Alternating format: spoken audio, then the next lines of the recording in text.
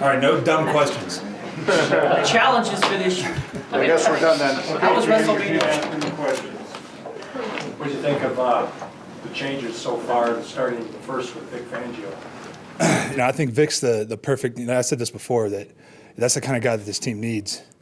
Anytime you come off of a championship run like we made, we had, 4 great years with Peyton Manning, and when Peyton's around, he's the leader. He runs the show in the entire building, it seems like. So once you lose a guy like that, there's a space that needs to be filled that just, a head coach usually fills that job. And, that's not an easy thing to ask of anybody. So, a guy like Vic, he comes in and he's a no-nonsense, old-school type of guy, still likes to have fun. But, he's the kind of guy you just respect him. He's got the resume to respect. So, he just demands that respect right away when he walks in a room. Did you feel like last year, especially, maybe some of that accountability slipped, and even the veterans may need some of that enforced? Yeah, just human nature, man. This is a 16-week season. It's not just 16 weeks. It starts in April. So it becomes a grind. So, a lot of people have been talking about how, where everybody's 5 minutes early to meetings, and that happens every year. Whenever you first show up, everybody shows up 5 minutes early the first couple weeks. But what happens in week 16 when everybody's beat to hell and nobody feels like being around this building and we're all sick and tired of each other? Are you still showing up 5 minutes early? That's when it counts. Do you sense Flacco fills some of that void too that you were talking about, taking that off behind? Yeah, he's just, I haven't spent a lot of time with him. We eat breakfast every morning, but, you got to wait till you get on the field to see how he, runs the show on the field. I know I've played against him a bunch of times, and he seems to command that offense pretty well. So, as long as he can control the side of the ball, we can handle the defensive side. And then you have a coach like Vic who just kind of brings it all together. That's what you need. Were you concerned at all about your future here as that, there's, they have to pick up that roster bonus? And how do you see hopefully a long-term future that this could retire here? That's what I want. I want to be a Bronco for life. That's why I signed the deal I did last time. And, the Broncos have been good to me. So if I play good, then they'll be good to me again. And I could finish my career here, and I don't really want to live anywhere else. So. How do you think anything different from the Fangio defense as far as your role and what should help you? Or? It's a little bit different, but, it's the same kind of techniques, just different terminology. It's different. It's not the same by any means, but it's not like going from Wade to Joe Woods, like that similarity.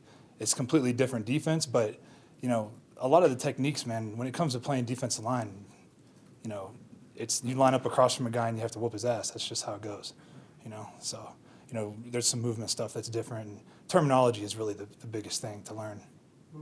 Pecco, Shelby could get an increased role this year. How capable do you think he could be with more snaps? I got a lot of confidence in Shelby. He stole a lot of TFLs from me last year, so I think Shelby, he can play, man. So he just he's going into, he just got a little bit of money, so he's got a lot to prove, and he's hungry. He's hungry for that start. Lost of Pecco because you had him there for 2 years as that anchor. Anytime you lose a guy that's been in the league for 13 years, you're losing a big key. He brought a lot of, he's like a super chill guy, brings a lot of fire on the field as well. But, it's just, you love a guy like that. So it's tough to lose him, but, I'm not, it's not like one of those, it's not like losing a Peyton Manning or something, and nothing, not to like take a knock on him, but, it's just, he'll be missed in that room for sure. How important was it for you to have Bill Kohler come back? Oh, that's, Bill Kohler is the best defensive line coach in the league. He's the best coach I've ever had all around. He demands the best from you, and he gets it out of you. Whether you like him or not, he's going to get it. So, he makes, a coach's job is to make good players great and great players even better, and then average players be good. And that's what he does. There's been some talk about a tougher training camp this year. What would that mean to you kind of within the restrictions of what the CBA lets you guys do? I don't know. Training camp sucks anyways, it's not like, oh, I can't wait to go to training camp, it's just a necessary evil that you have to go through to get into that football shape, so it's just, it's just part of the game, nobody loves camp. I don't know anybody that loves it, you just have to, it's just something you endure just to get in shape, I don't know if that'll affect the veterans as much, but just having 5 preseason games, will that kind of affect your schedule just in terms of getting ready for the regular season, being healthy and whatnot? Well, yeah, we got to report to camp early. I got a baby coming, so July 10th is a due date. I think we report like the 7 days later. So I don't know. I might be ready to get the hell out of there by then. But we'll see. You mentioned wanting to be a Bronco for life. At this stage of your career, do you think about how many more NFL seasons you have left in you and what your body can endure? I mean, to me, like I said, after I got that neck surgery last year, I feel like it added, 5 years to my career. I felt 5 years younger, just getting used to not feeling like I was going to die every day, it was scary, I don't know if I'm not going to be able to walk when I'm 35, 40 years old. But now it's like I feel young again. My strength is coming back. I'm like 2 months ahead of where I was this time last year. So, I think, if I said any more than 10, my wife would be mad at me. But, I think I could play for, 12, 13 years and still be okay. You and Chris followed similar contract paths? And that you signed late in a particular year, less than maybe the market to stay here, and now what do you think of what he's doing now as far as staying away? I mean, Chris is one of the best cornerbacks in the league, so I think he deserves to get paid, and he deserves to do whatever he feels is right for himself. That's he already did his discount deal, so it's time for him to get his money, and that's how he feels. So I think everybody can relate to that, right?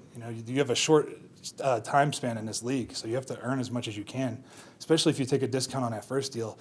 And it's not like we didn't make enough money to take care of ourselves for the rest of our life, So, to me, he's just trying to get that so he can live an even better lifestyle than he already plans on. So, and he's got a lot of kids, so. A couple more for You're in the last year though too. You decided not to do that tact. What do you mean? I mean, To hold out? Yeah. That's just not my style, man. That's just not my style. Everybody's got their own style, man. It's not that I don't think that it's okay to do that. It's just not something that I would ever do. The draft's coming up. What do you remember about that draft process? And with the 10th overall pick, are you a player that pays attention to that at all and keep an eye on, hey, what they might do there? No. What do you remember about your draft process? It was like, you just don't, it's just a big game that they play. It's just like, oh, I'm going to show interest in this guy just to get this team to think. It's just like, you're just playing games. Listen, we're just commodities in a business, man. We're just tools in there. Nothing, I'm not even going to get into it. That's just, when going through the draft process, man, everybody tries to make you feel special and, you're like the next greatest thing. So, but that's just the start of it, man. Once you get drafted, that's when the real work has to start. So you never know. I never even talked to the Broncos. I didn't even have a single meeting with the Broncos. Every team I thought I was going to go to, they just went the complete opposite direction. So I was just like, I don't know what the hell is going to happen, man. And then I get a call from, John Elway, and I'm like, all right, cool. I guess I'm going to Denver. I had no clue I was going to come here. So, I'm glad I did. I have a lot of great memories here. So, I hope I can create some more. Thank you, Joe. Thanks, Derek.